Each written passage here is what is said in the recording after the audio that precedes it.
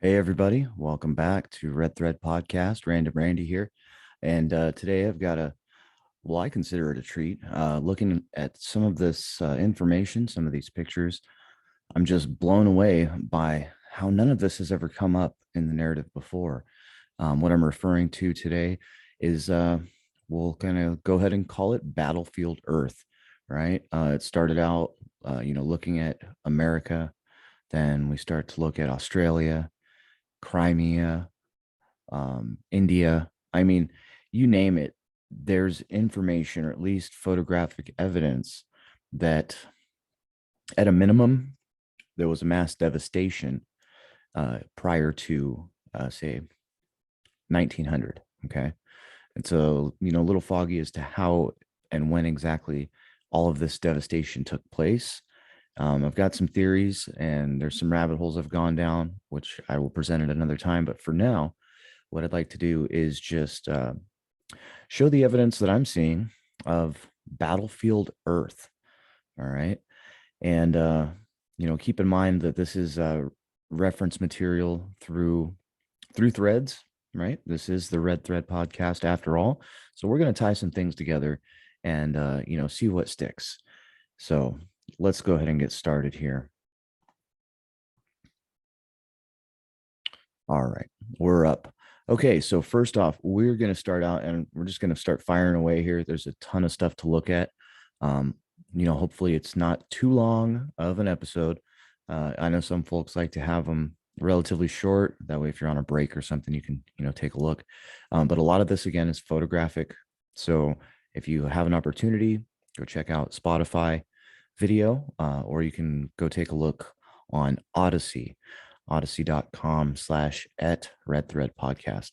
Okay, so we're going to start off in Egypt. Okay. And vast majority of these photos are right around the turn of the century, 1900, roughly. Okay.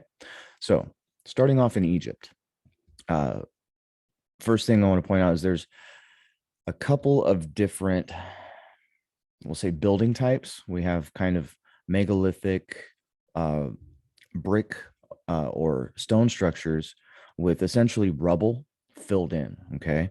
This is why they just crumble apart. I don't know about melted, right? Not in this particular case for the vast majority of these photos. Vast majority of these look as though it's a conventional, maybe bombardment of some kind. And there is evidence of, smaller arms, uh, devastation taking place here. And I'll point that stuff out here in just a second. So we're going to start off with Egypt. Okay. Battlefield Egypt. All right. And, of course, we've got a couple people standing in here for scale. You can see the massive size of this infrastructure that is just decimated. And something I want to point out is the shape of the break in the wall here, right?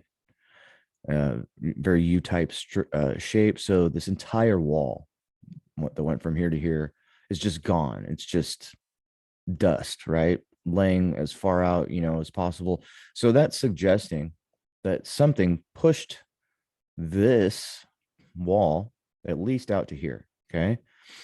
Now, what I meant about conventional, bombardment is some of this stuff here. You see these little pock marks all around, all around in the sand here. What magnitude of conventional weaponry you would have to use to, not only wipe all of this out, but leave all of these little craters out here. I'm not 100% sure. So we're going to keep looking at some evidence here. This is telling here. Look at this.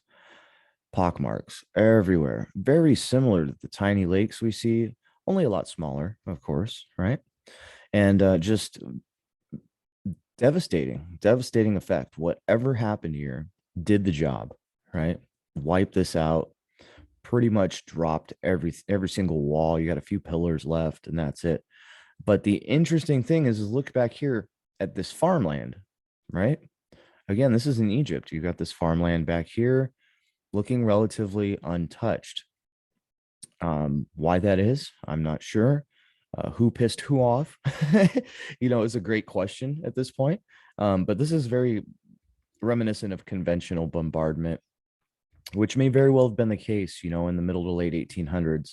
What we're told about the Civil War and the French Indian War, the War of 1812. So, I mean, the list goes on and on, all these different little wars. But the end result is mass devastation all over the earth. Okay.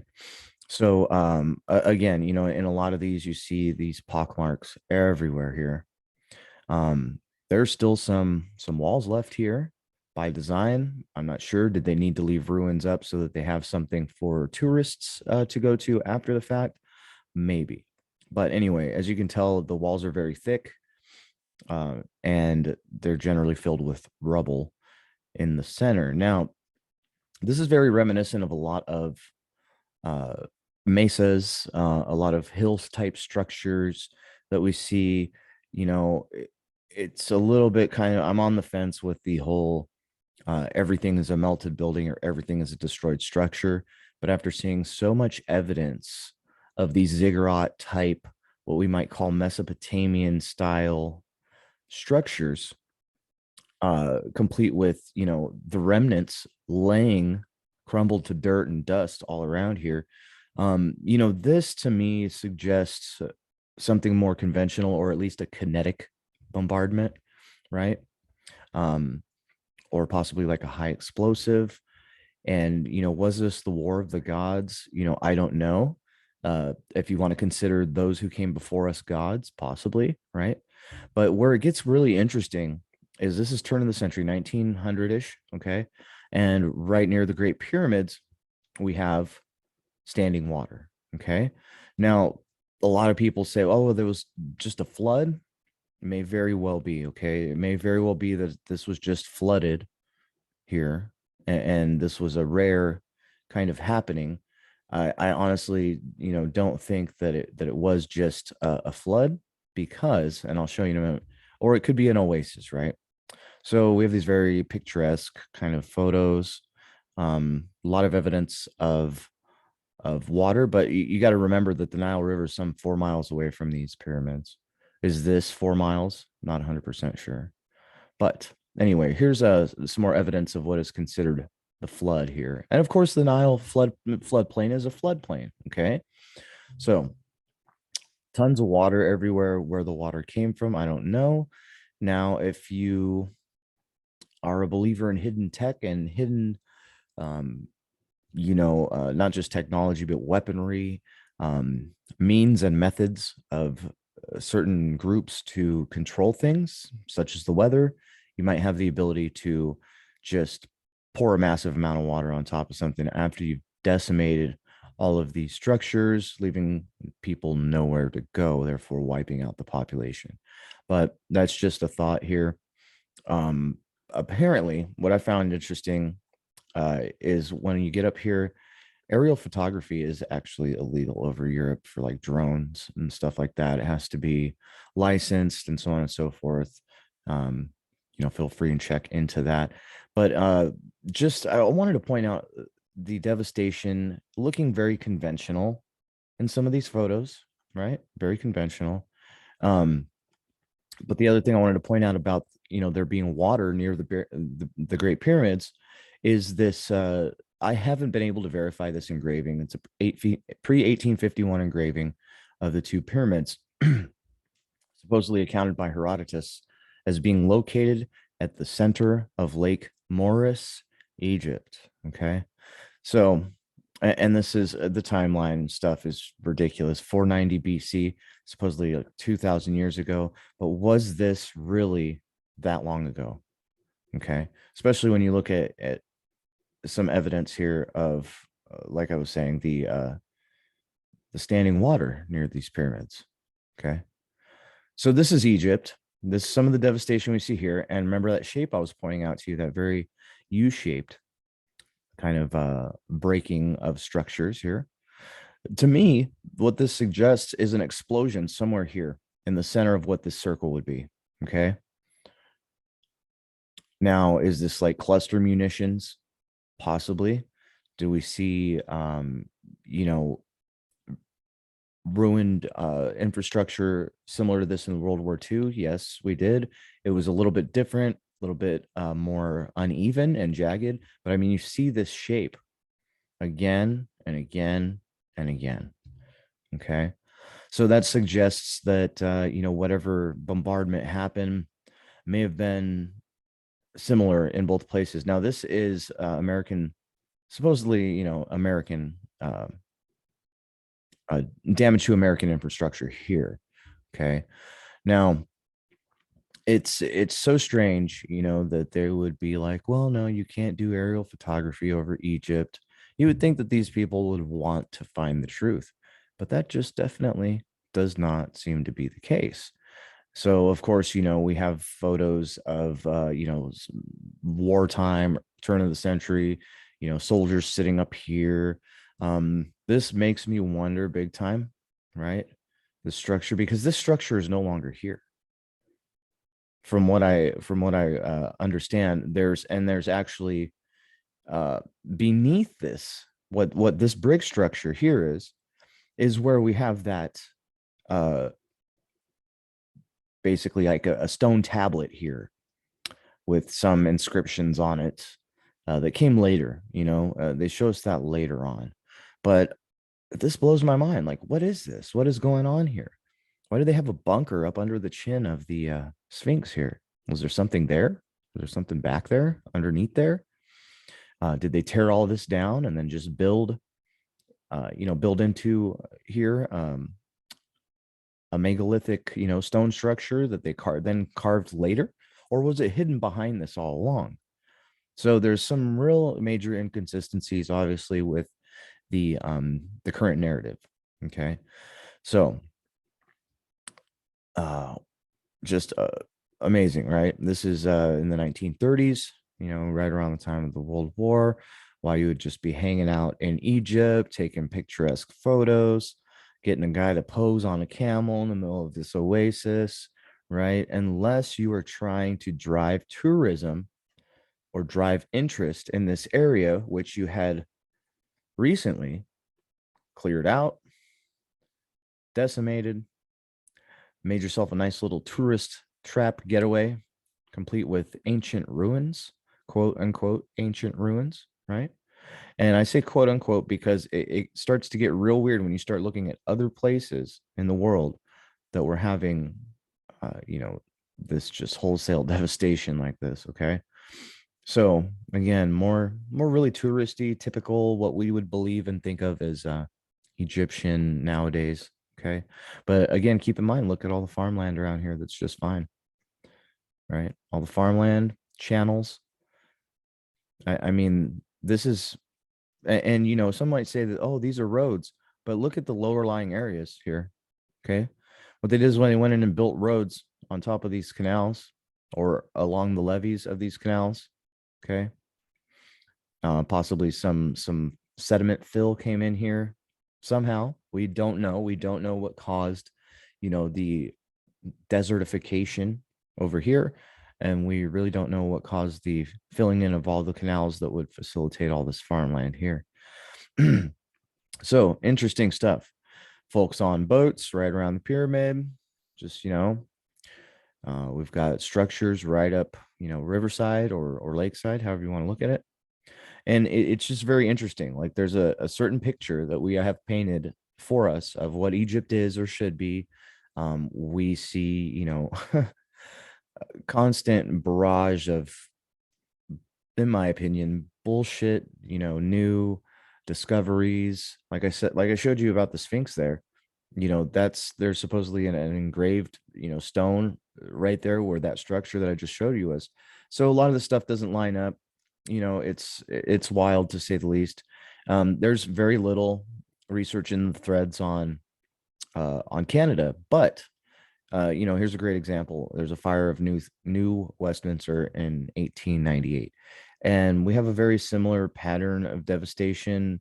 This being a little more jagged, but you do still kind of see these shapes coming out. And of course, it could be, your mind sees what you want it to, so on and so forth. Right. But how consistent does this have to be before we start looking at it seriously and going, well, what happened here? This looks pretty uniform, pretty uniform. The devastation that's going on in these areas looks incredibly uniform. So on to Australia. Okay. The Garden Palace fire, 1882. Garden Palace looking very, for lack of a better phrase, unfortunately, the world has decided to call it Tartarian, but we'll just say old world. Um, Not a mega structure, but incredible, beautiful, immaculate structures, complete with iron crossbars, things of this nature. Okay. Now, this is what I would consider a newer structure, not like the ruins we were looking at in Egypt. The reason I say that is look at the detail in the window frames and so on and so forth. The domes. Does that mean that this is a controller structure? I'm not sure, but we'll show you some things here in just a moment that lead me to believe that these people knew what was going on all along. But first, let's take a look here at these fires in Australia. Okay. Now, this is the Garden Palace, supposedly burned down. This is taking a look at it, prior to its devastation and decimation. We have a Great Fire in Sydney, 1901. Again, how is this? Do you see any chart? How are these bricks out here? If it was just a fire, how are these blown completely away from here?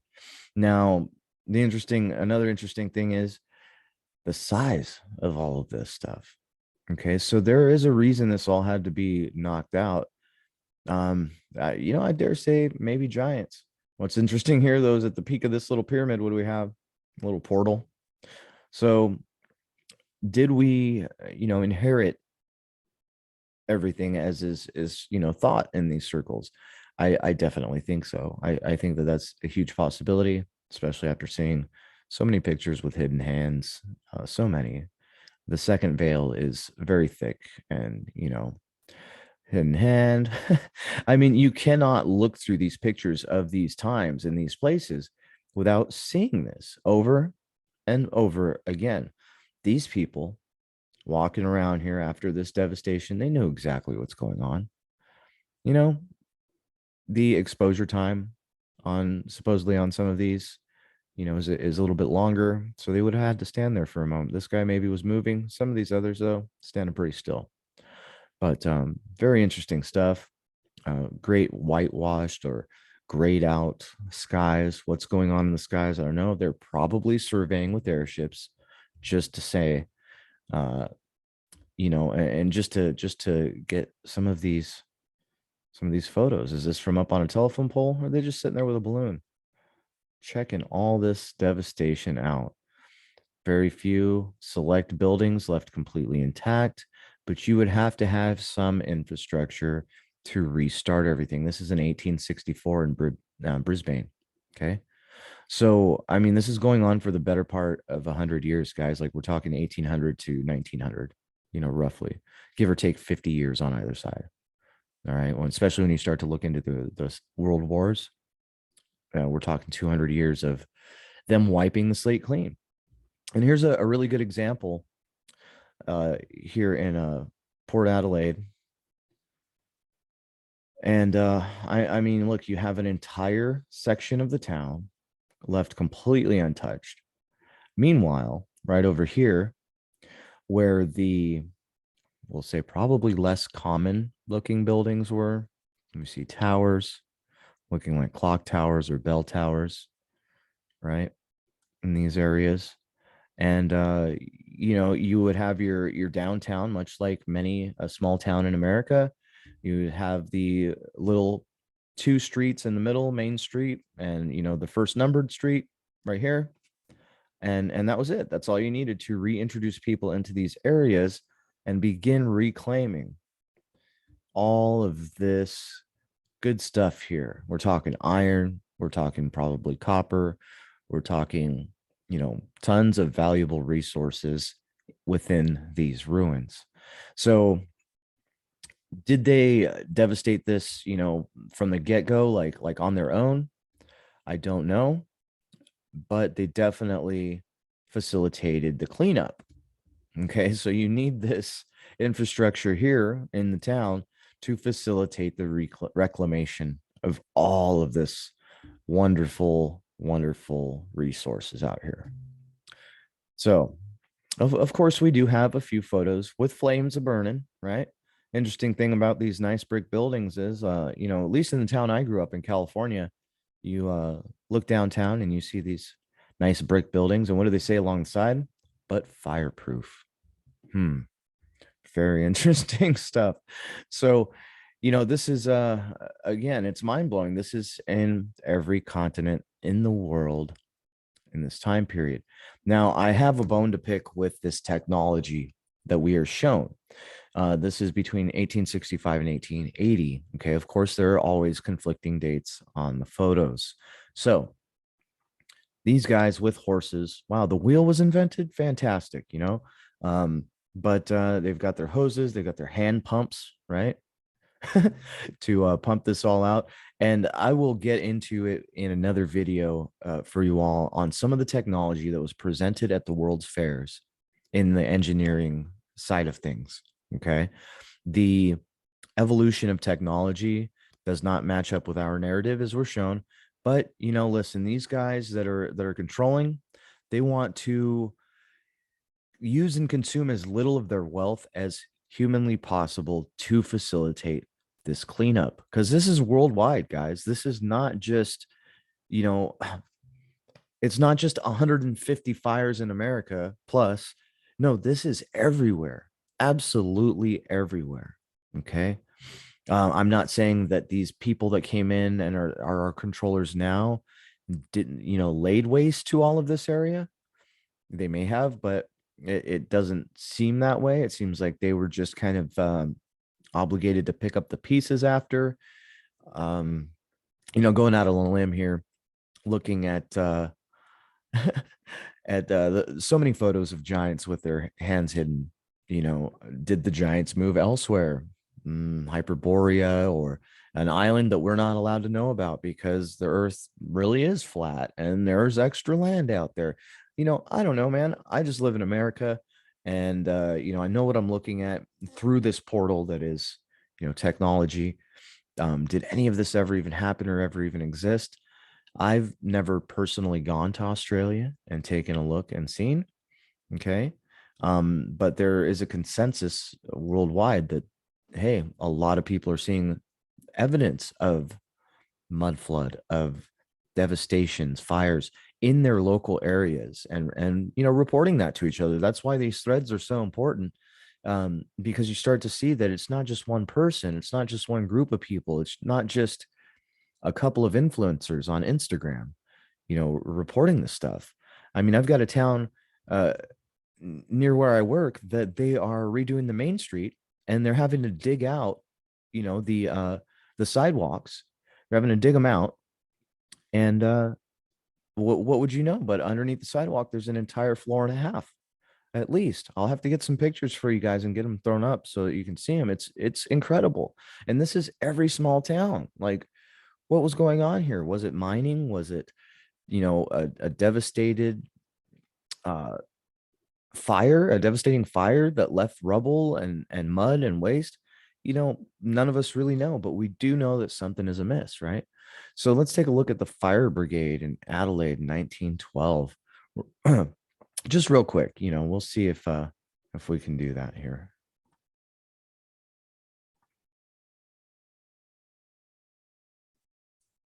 All right, Adelaide, 1912. Let's go big on this one, guys. Here they come with the horse and buggy. Ba-ba-da-da. They're coming to save the day. Note the mud streets. Gotta love that, right? Especially with this beautiful architecture back here. Lovely mud streets. Massive light posts. Oh, awesome. They better bring them horses over that fire quick. No fire hydrants to speak of, right? Man, these guys had it rough. And I love the dogs running around. You got the people out here. Nice steeple on your church back here. So these massive buildings would have been a lot of what was, knocked out. Okay. Here they come. They're coming to save the day, guys. And this is in 1912, so they may have had all this built afterward, and whatever their story is over there in Adelaide, probably very similar to a lot of ours. But look at all these people on the street. Do they have sirens I don't know about? I'm not hearing. You know what I mean? Do they have sirens as they're going down the street like an ice cream truck? All these people come out to watch, or is this a staged event? Oh, the technology's moving up, guys. They've got fire extinguisher. Oh no, it's a hose cart. That's right, a hose cart, complete with some form of mechanical pump. So in 1912, they're admitting they had the mechanical pumps, and they knew apparently CPR for this guy over here. Yep, got to show that we're looking out for the people. Oh, he's okay. He's getting up. Up the ladder, guys. Fire brigade, let's go up the ladder. Up, up, up, up, up, up, up, up, up. Right? It's comical. It's cartoonish. Oh yeah, you got to let that guy down. Oh, he must have been stuck up there or something. They brought him down. Anyway, incredible stuff, right, guys?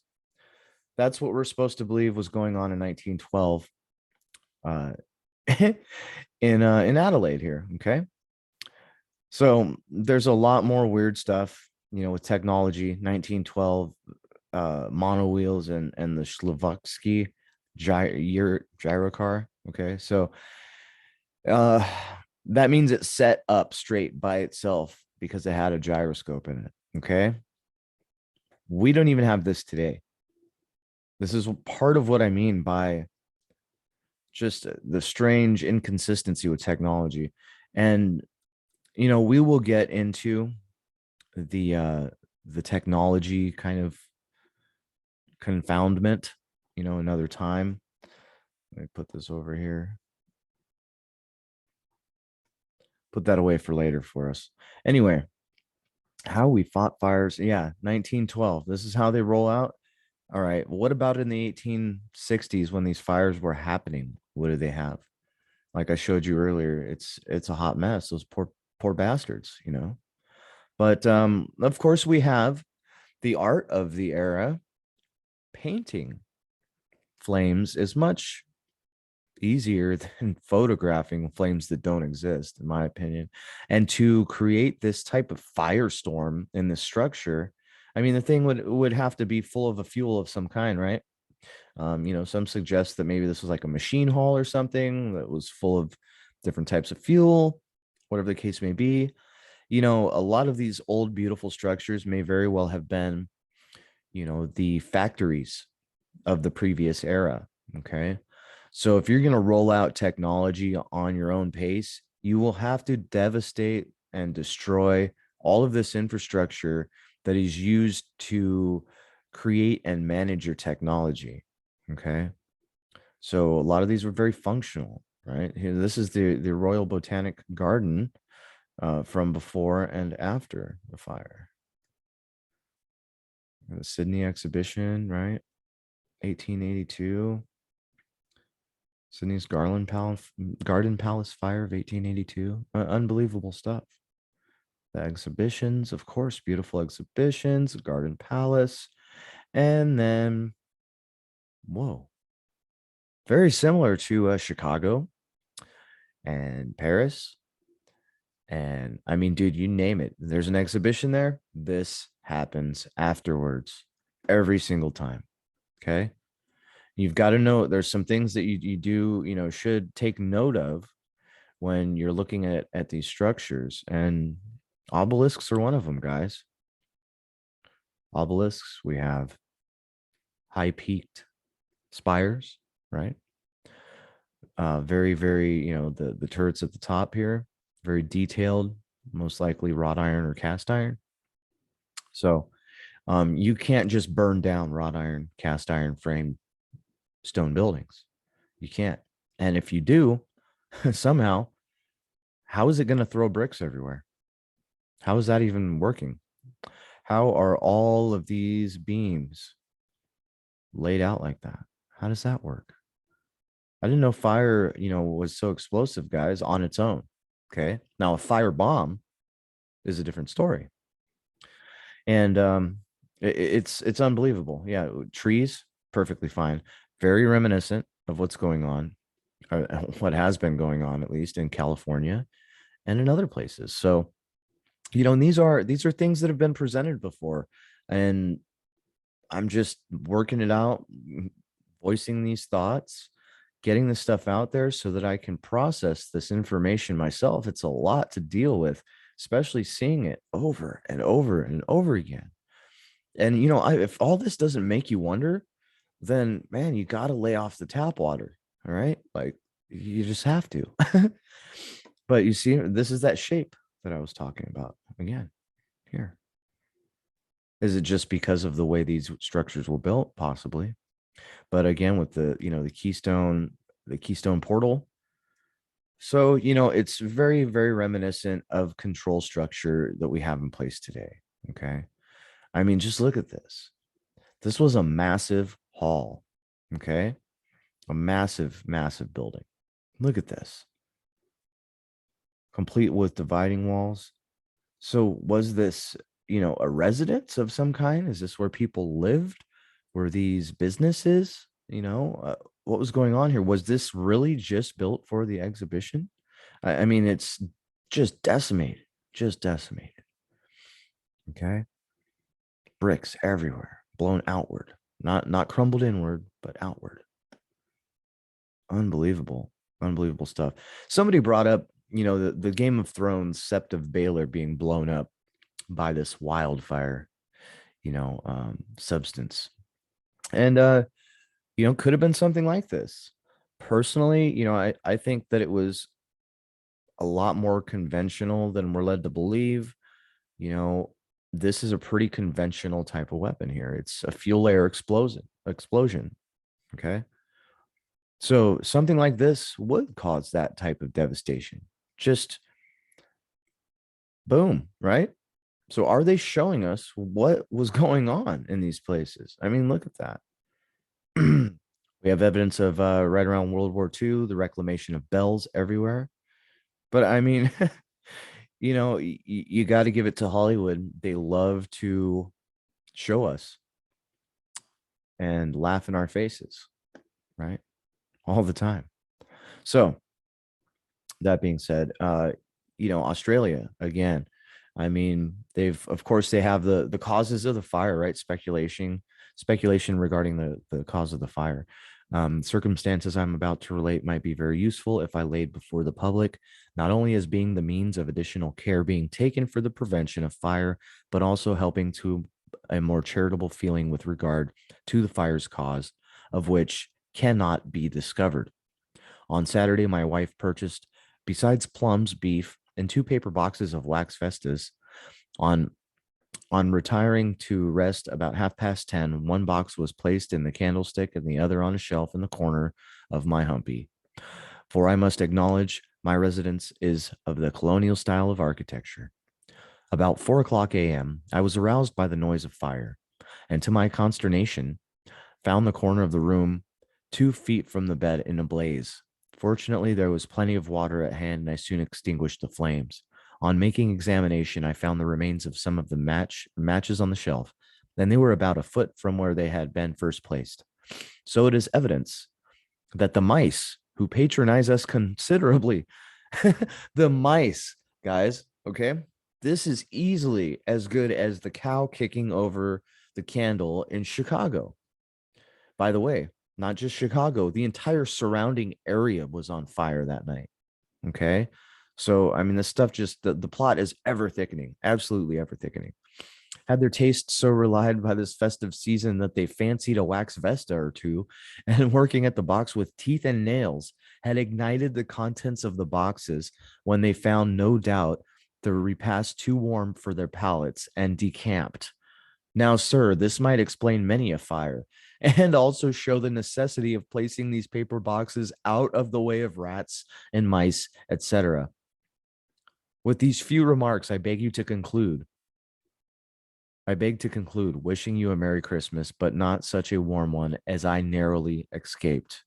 Yours, the Extinguisher, December 26th, 1864. So, man, that's a mind blower. That is an absolute mind blower right there. So that's even better than the cow knocking over the candlestick. Unbelievable. Mice. And of course, some people have some things to say about this, bounce back and forth. Most of these people are pretty on point. There's, generally speaking, one or two folks that pop in and try to play the current narrative, on so it doesn't happen very often in the stolen history side of things here, at least, on this side. There are other forums, I'm sure, that are talking the other side of this whole story. But of course, if you're into mainstream kind of propaganda, you will stay watching CNN and clicking through Netflix and everything else. But I do think it's very important to realize that some small and sometimes larger truths are given to us in the guise of fiction.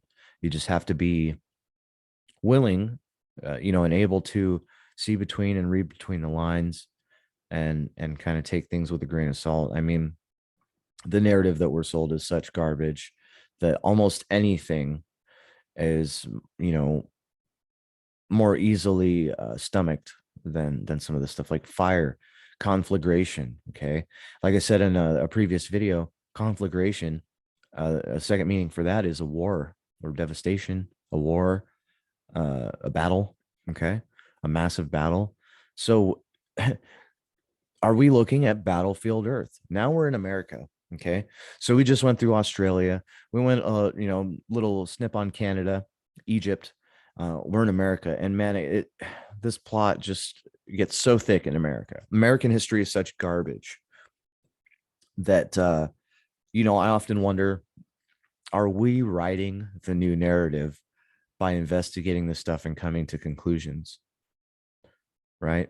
And that makes me leery with these photos looking so staged.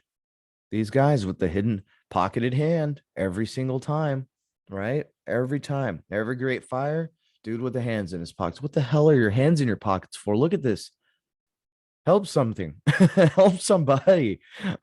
you know and if there's nobody there to help, then what really happened here? Right. We're told in the 1600s that the Black Plague hit, wiped out, a third of England or something to that effect. Um, and I've got some really good stuff coming up for you guys, and for myself too. I've got a translation of a book, Circa of the 15 somethings, talking about a great deluge or a great flood or storm or something. I'll more on that another time. But anyway, um, I mean, look at this. Like, yes, there is some fire damage in this window here, but would a fire knock these bricks down all into piles, all nice and neat? I mean, this stuff looks like they had already started to clean it up, right? They had to clear the way. So this isn't just in the like immediate aftermath. Okay. So Baltimore, 1904. Okay. 1904 in the early 1900s is on the later side of a lot of these fires and things. Okay. Um, I mean, we're going to take a look. 101 US fires. 101. What's that? Oh, 11, you say? 101? Oh, is this History 101, guys? Anyway, starting in 1760, Boston, Massachusetts. So this runs through every single war, including peacetime. I mean, dude, mind-blowing stuff. And there's only like 5 or 6 of them in the late 1700s, and they're all on the East Coast, of course. And they start getting, further and further, well, not really too much further inland or to the west, until about 1850. Now, of course, they would need to route everything, in the Californias, as they were sending people out there to do the mining and the pickup and the cleanup and the reclamation of all of this material. Okay. So you don't have a gold rush so much as you have a need for people to get out there and dig this shit up and pull all this stuff out of the ground, and reclaim all the steel and the iron and everything else that's just in piles of rubble everywhere. Okay.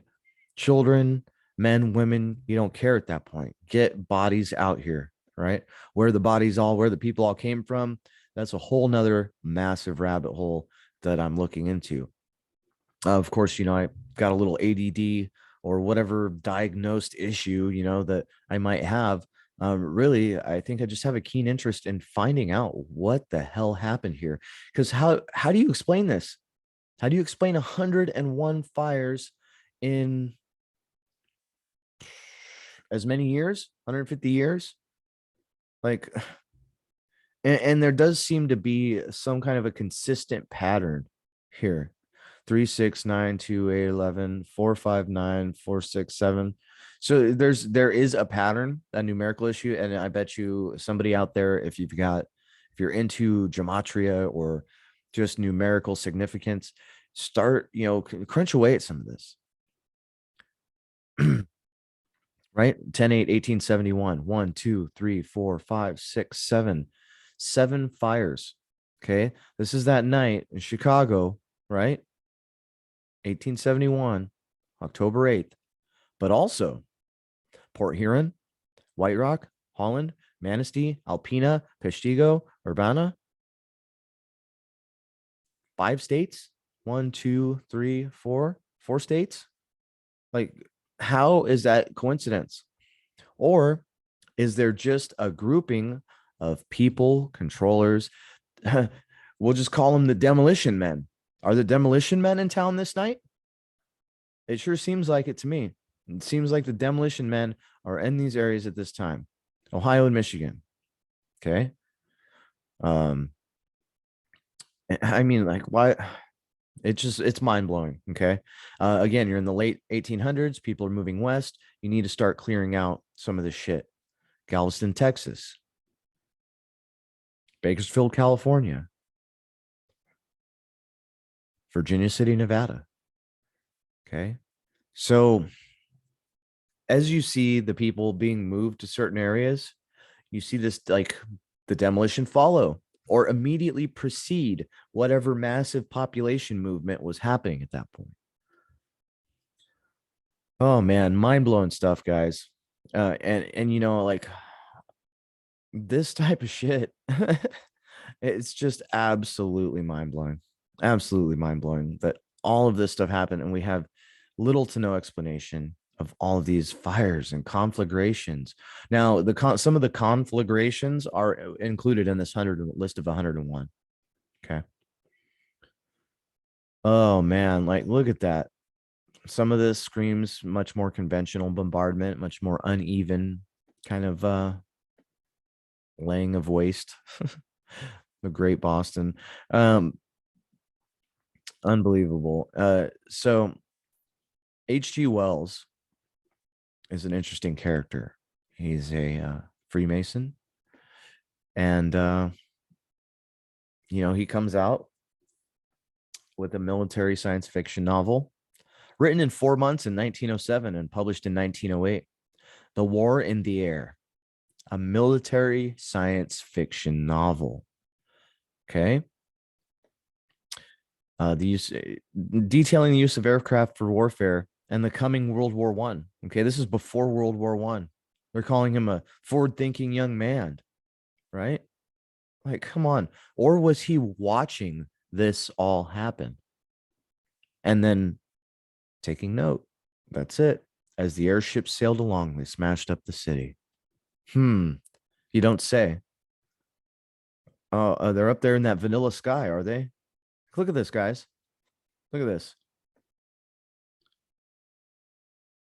All you'd have to do is white out that sky and then turn around and hire somebody to write a book about it. And here's the other interesting thing. Look at these flags on these airships. What does that look like to you? Looks like a Germanic eagle to me. Or what later becomes, I don't know, the Habsburg family crest, something to that effect. I mean, if my details are off on that, you know, don't worry about that so much as worrying about the fact that this man wrote 10 years almost before World War One. He wrote about what wouldn't take place until the end of World War One. That's when the air battles, you know, were all taking place. Unbelievable, guys. Unbelievable that we just eat this up for fiction.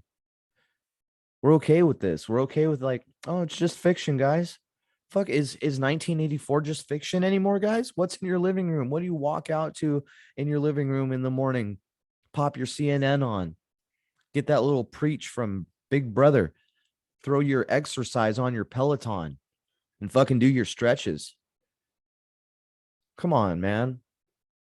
It's just mind blowing to me that so much of humanity does not even recognize or see that anything is wrong or was wrong ever. But the tap water's poison, the air's poison. Uh, we're living in a decimated wasteland, reclaimed, uh, and using what do they call it? Brutalitarian or whatever, brutalist uh, infrastructure nowadays. Cracker boxes. Do they plan on doing this again? Would it be easier for them to reclaim things the way that they have it set up now? One-story buildings everywhere. That's it. Steel warehouses all spread out around where you go to work every day.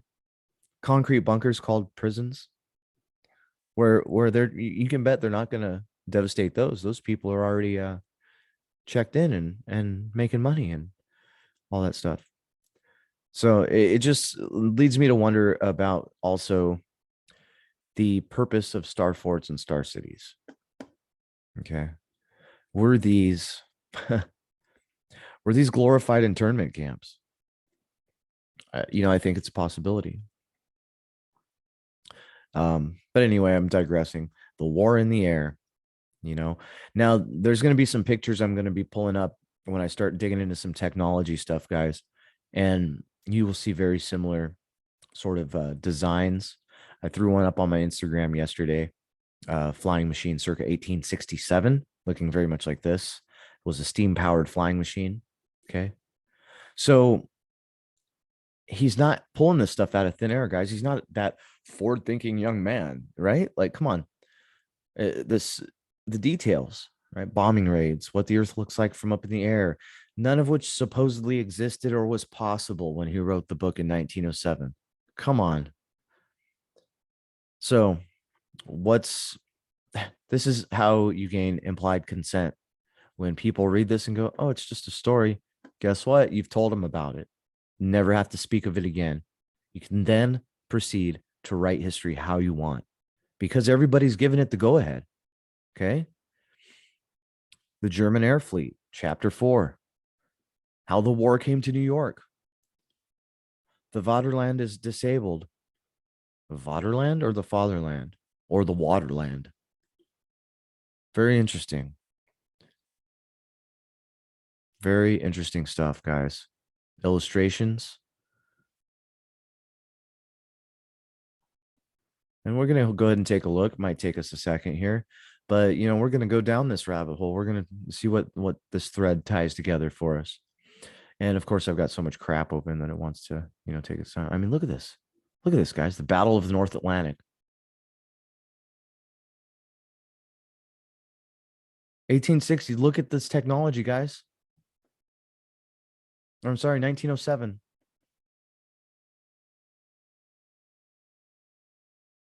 Unbelievable. Unbelievable stuff. And you know what? I might have to come back and dig into this because I mean he's detailing so much here. Look at this.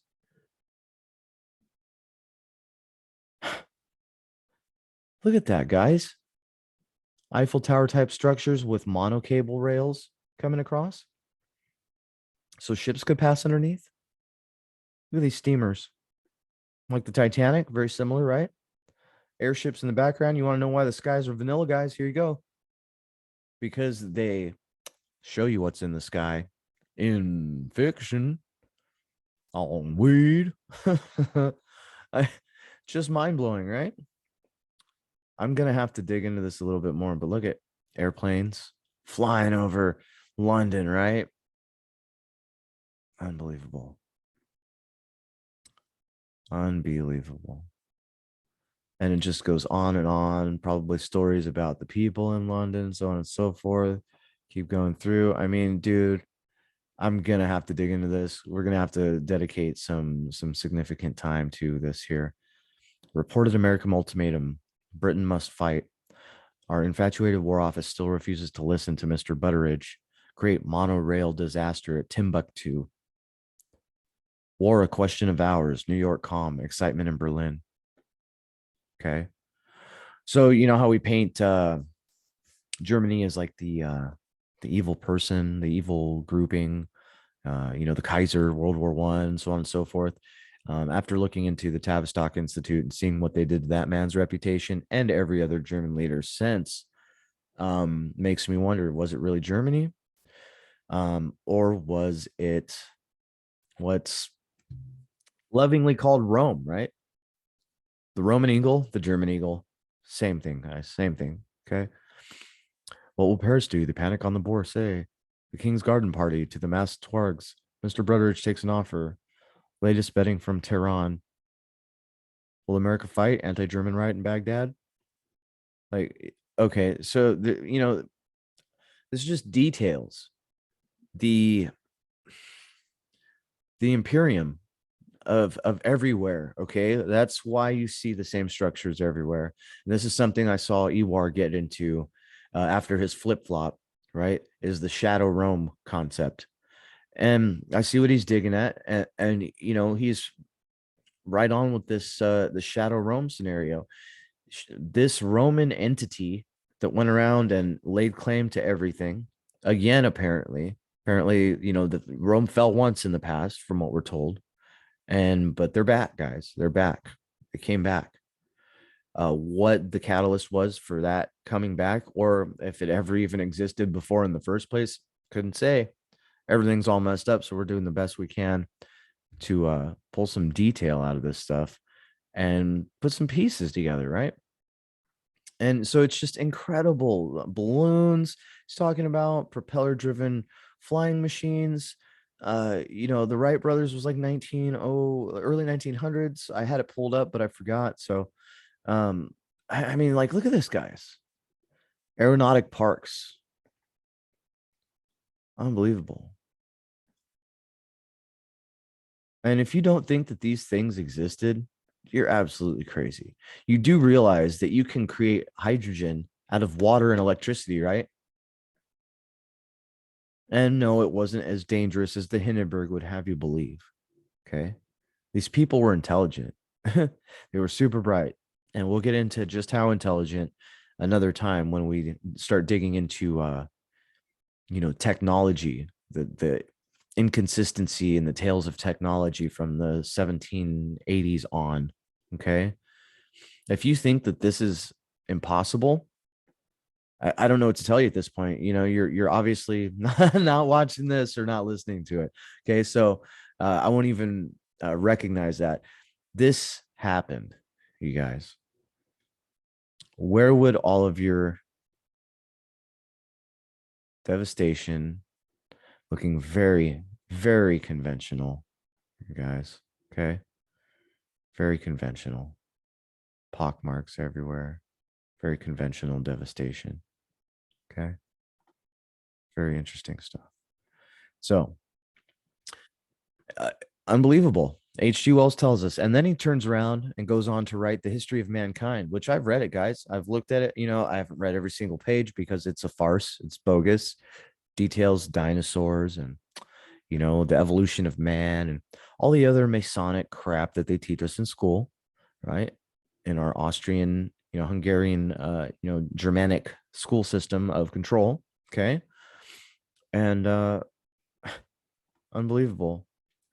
It truly is unbelievable. The War in the Air, Mr. H.G. Wells. Look at that devastation. They smashed up the city.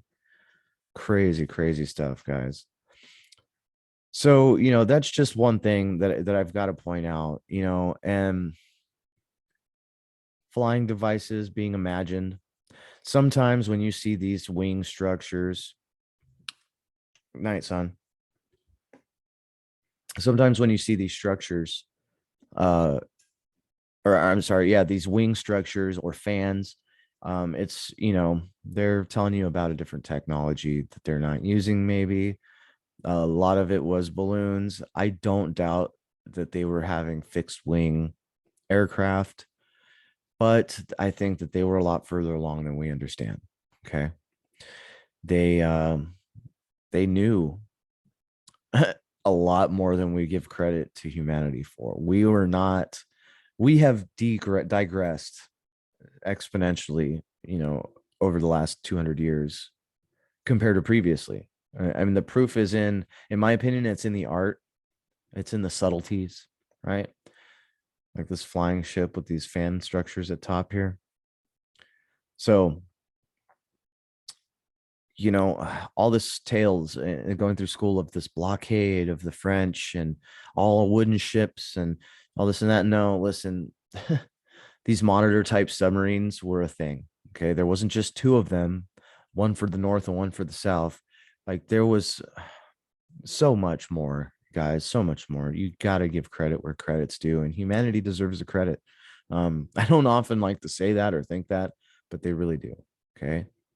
So H.G. Wells spells it out for us, spells it out, tells us what was going on, most likely, all in all of those places I've detailed. Now, I know this is getting a little bit long, but I want to wrap up the complete thought here and look at Crimea, battlefield Crimea. This speaks to me so much. Growing up in Southern California, right along the cliffs, right along the coast. And I'll show you here in a second. This is from the Crimean War. Okay. So again, conventional, cannonballs. We have a picture where they're not out in the street. We have one where they are. Which one was taken first? I couldn't tell you, because this other one where they're not here looks like they were whited out. You see little white spots everywhere. And you also notice that the sky is kind of whited here. So it's weird. It's very strange the way that they're able to change the contrast on things, get a little more clarity on this one. Who knows which way it went, right? So let's take a look at some of the Crimean War photos here.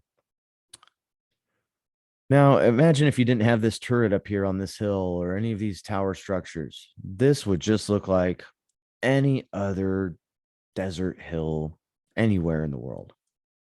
Okay. Anywhere in the world. So, again, we have the entire wall just gone. Some drop down in here and explode outward, possibly. Now, if you were flying overhead in a Zeppelin and you were dropping bombs, they wouldn't explode at a weird angle. They would just blow the stuff out like this. Boom, boom, right? Here's some, oh, we got to love those paintings they give us to show us how things really were. How things really were with this, wood mast ships, nothing else going on. Now you can build this massive fort complete with untold numbers of cannons, all fixed, by the way, pivoting up and down only, most likely. And you can't do any better than a shipyard with wooden ships. They say that iron-sided ships barely came out in the end of the Civil War. I don't buy it, guys. Not at all. Some of that lovely, lovely hidden hand. I love that. And the goat. That's a neat touch. Anyway, they want you to see it as like this, to not believe that these structures may not have been ruined for 1,000 years, but it may have been very recent. And they show us paintings with all of this growth. But have you seen any pictures with any growth on any of these ruins? I haven't. Not actual pictures. Okay. Plenty of paintings. Plenty of paintings.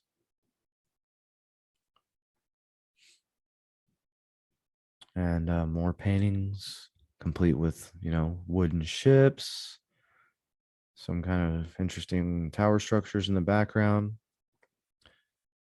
Right. Okay. So this is what we're shown in these paintings. We're shown ruins in the background and some of the newer Imperium buildings up front. This is in Crimea, Imperium buildings.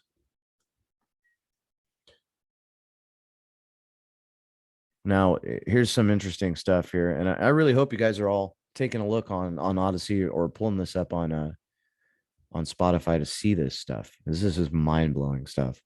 You know, when they go down into the pyramid, the Great Pyramid, they're like, yeah, there's this structure down here and it's tiered. Looks incredibly like this. Where is this? I don't know, somewhere in Crimea. Circular domish structure. Is this a device much like the pyramids? Possibly. But they don't tell us any about this. They don't tell us about these type of ruins in Crimea or Australia or any of these other places where we see evidence of, mass devastation. Okay. Unbelievable, right? So, an interesting tidbit on this picture is I see these windmills here sitting on top of a structure. So, what would these be facilitating? Would these be like granaries? If they are, this is not enough room to house a mill. Not at all. Maybe a small one. I don't know. It's fishy to say the least. You know what I mean? It's just fishy to say the least, everybody. Again, with the plant life growing on ruins, don't see that too much in pictures. Not in real pictures. Here's a real picture. Check this out. Plant life? What plant life? Right? Oh, what? Crimean pyramids? What the heck is going on here? Clearly, Crimean pyramids. Well, they're going to say those are tents, though, guys. See? uh, but are they, though? Are they really?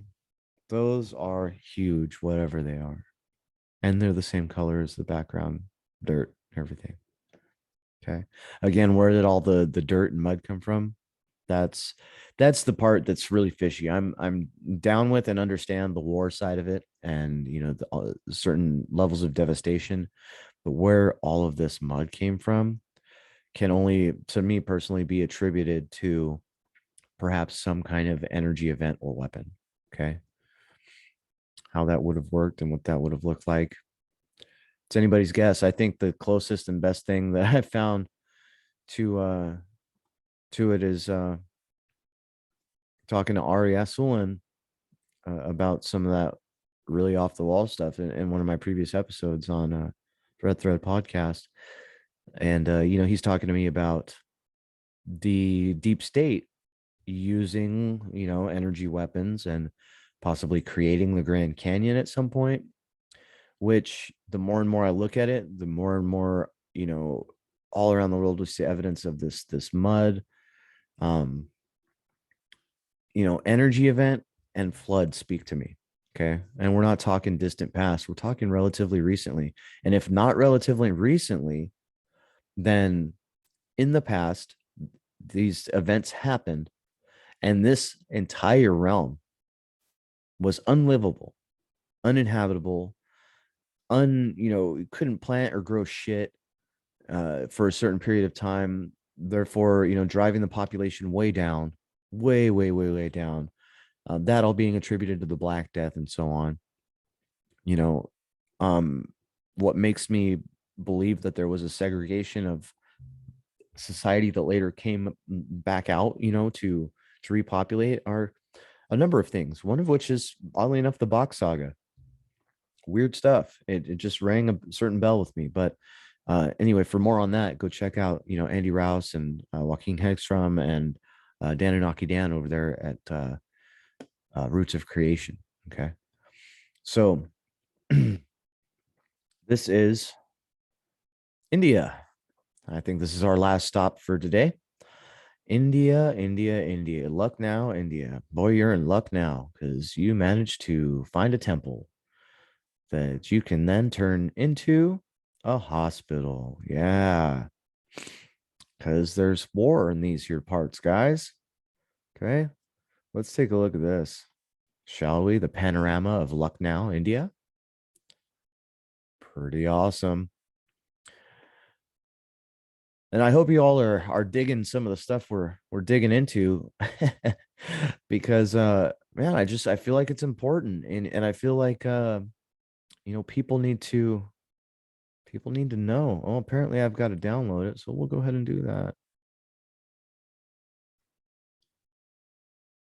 La la la la. Well, let's see what we've got, guys. I appreciate your patience through all this. I'm relatively new at the whole presenting on video thing, but I like to get them up and get them out and get these thoughts uh, you know, out there. So of course I'm using the wrong viewer. Anyway, panorama of Lucknow, India, taken from the Great Embara Getty Museum. You can always trust the Getty Museum, guys. Always. You didn't know that? I know that. Always. I went there when I was a kid. And you want to talk about a disappointing fucking place to go as a child? The Getty Museum. Horrible. But look at this. Lucknow, India. Imagine all around the world structures like this. And I'm not going to lie, man, some of these very reminiscent of prisons.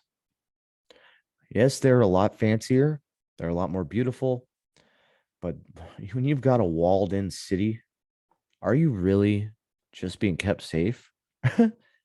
Or are you being confined to that area? Food for thought, folks. Food for thought, especially when you got the motorcade or whatever's going on over here. So, and the hierarchical kind of like um monarchy structure, this is how they did things, this type of thing. They have the walled in city with important people here, important people here, you know what I mean, important people over there. I mean, like, look at this, guys. The dove on the top here, very interesting. Did these people think they were descendant of Noah? Wait a minute, what do you mean this is India? Right, look at this dome, you guys. Why would you need a massive metallic dome with something inside? Something inside. What is that? What is that? Is it a bell? We can't tell, but this is the closest look that I've seen at one of these turrets up here. The closest look I've ever seen. Now, look at that. Beautiful stuff, right? Now, something to keep in mind is a lot of these buildings were self ventilating. Okay. So some of this stuff is ventilation.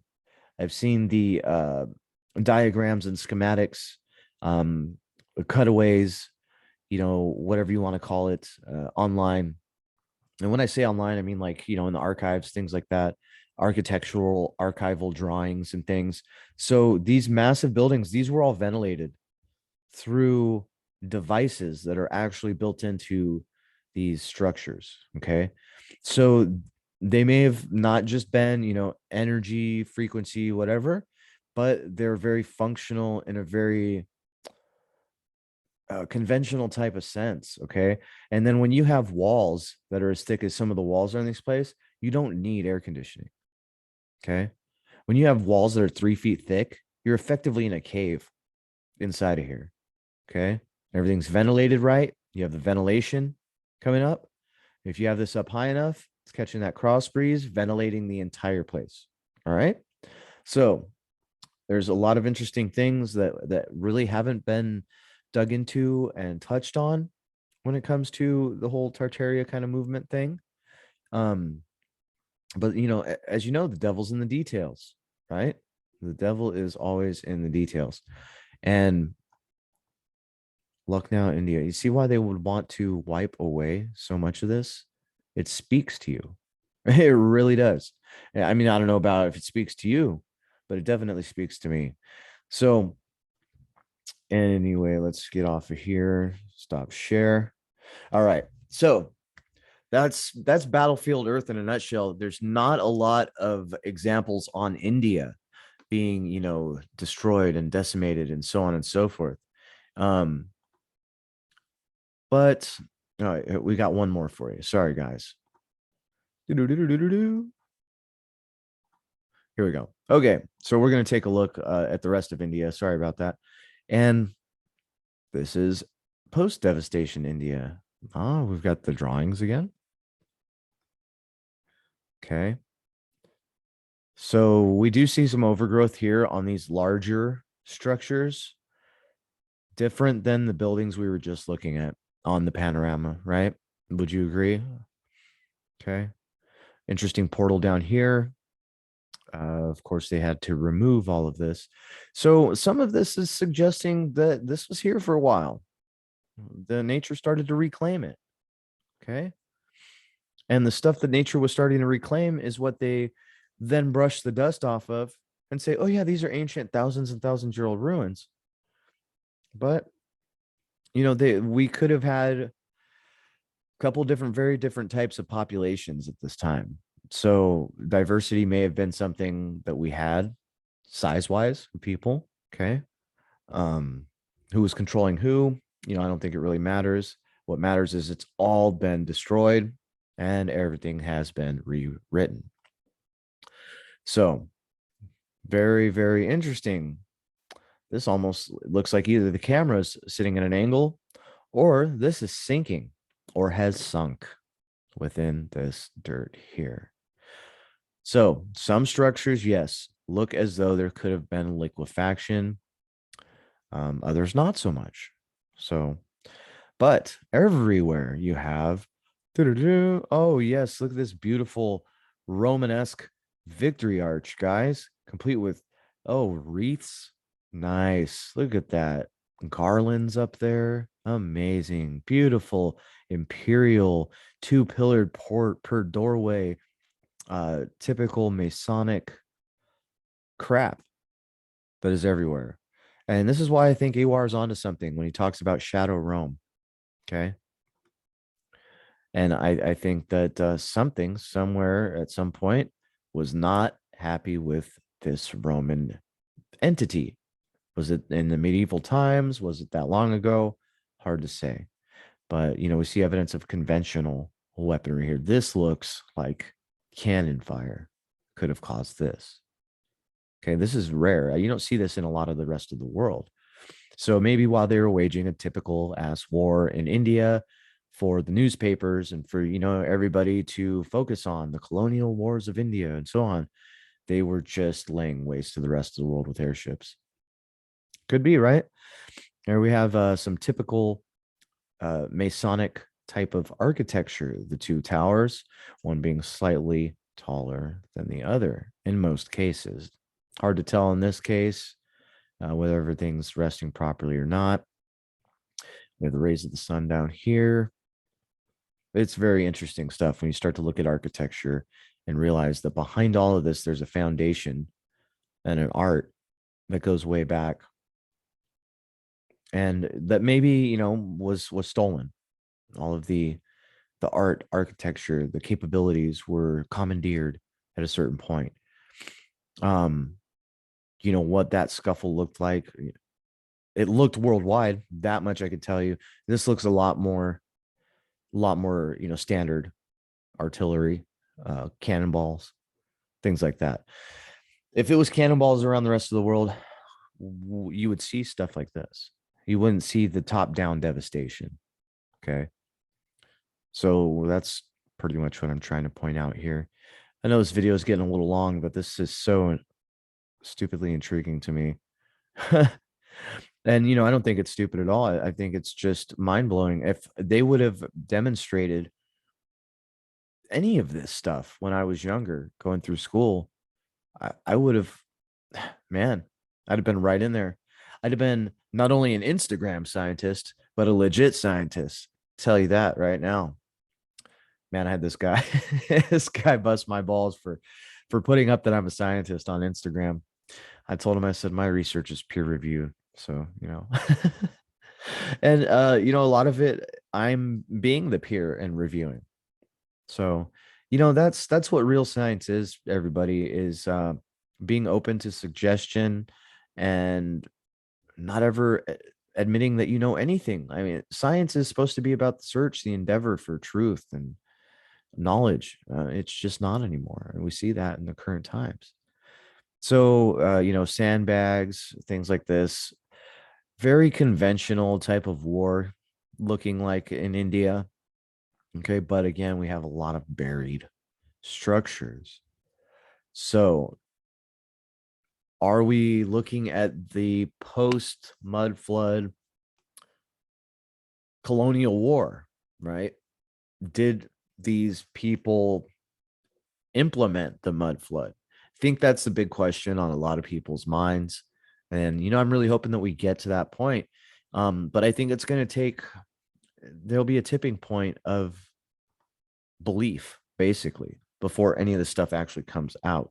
Like you're seeing a tipping point of belief in consciousness, you're seeing a tipping point in belief in UFOs and UAPs because enough people have experienced them. So maybe if enough people experience this tomfoolery that is history, we can start to get some answers, right? Even if these answers come from each other and us bouncing information around, seeing what fits, what clicks, what doesn't. Um, I mean, that's really what we have the power to do, and I think it's a beautiful thing. More evidence of mudded, flooded type things, obviously, right?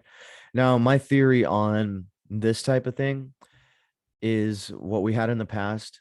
A vast majority of cities were built on with water underneath them. Okay, flowing, living water beneath the entire city, and this would have been very much like Venice, Italy. These structures underneath, with the pillars and the heavy stone, would have been in contact with the water. And something interesting to note is right over here, remnants of green moss in the desert. I don't know if you've ever seen moss grow underground, but I haven't. So this most likely would have been here, and this is important, guys. Like to see this moss growing on this the sides here tells me it's an indicator anyway that this was underwater at a point, and this up here would have been like an elevated street, like a dock, basically. That's what this is for. Okay. How do I know that? I don't know that. But you know what? I'm going based on gut instinct and images that I've seen of other places like Moscow. You have this same thing going on beneath. And now it's currently a street up here on this overhang. Okay. And if you looked into mud flood, you probably know the picture I'm talking about. So, but yeah, moss doesn't grow under dirt. Okay. Underground.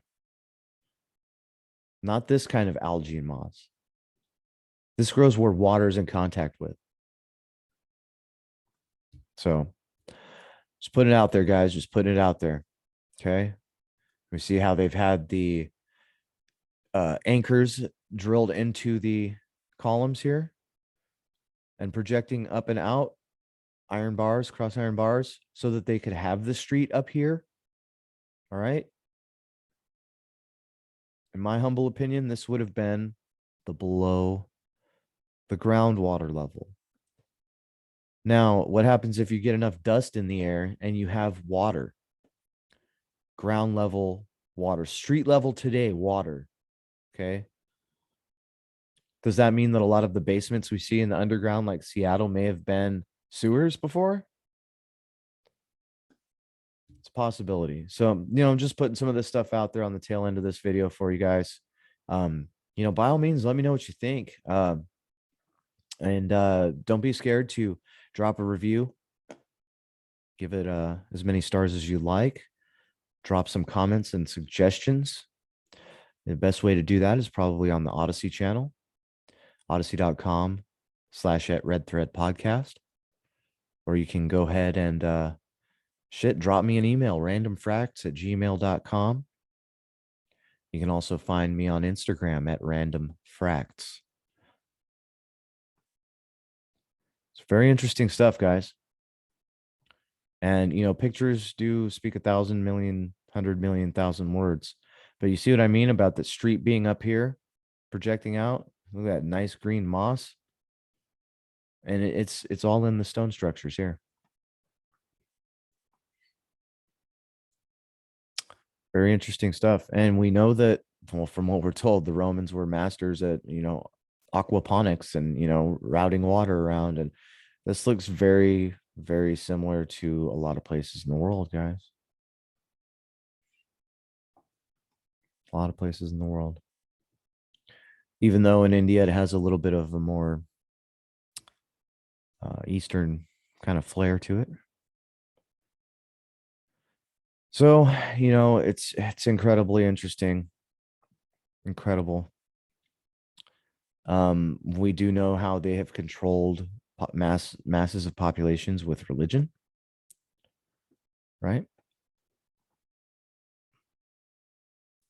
See evidence of a channel here, bridge coming over. So, it's not a far cry to look at some of this stuff and realize this was not always desert. Okay, and this was well irrigated, well manicured, well kept infrastructure. Then something happened.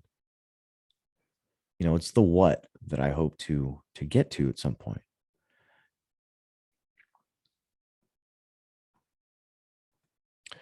Now, there was some structures that I was looking at. I can't recall where was I looking at them at. Was it Australia? But it reminded me of the coastline in Southern California, and and it was just really interesting. And of course, I can't find it now.